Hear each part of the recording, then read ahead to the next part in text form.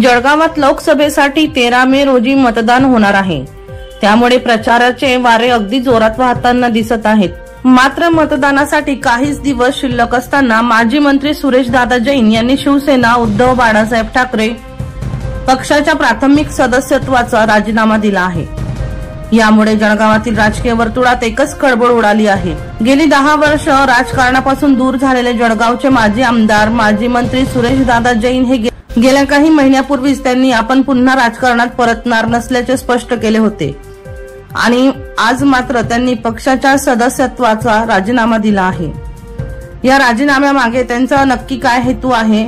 दुसऱ्या पक्षात प्रवेश की त्यांना राजकारणातून संन्यास घ्यायचा आहे का? हे पुढे स्पष्ट होईल अशी अपेक्षा आहे। दीपक राठोड यांचा रिपोर्ट DR न्यूज जळगाव।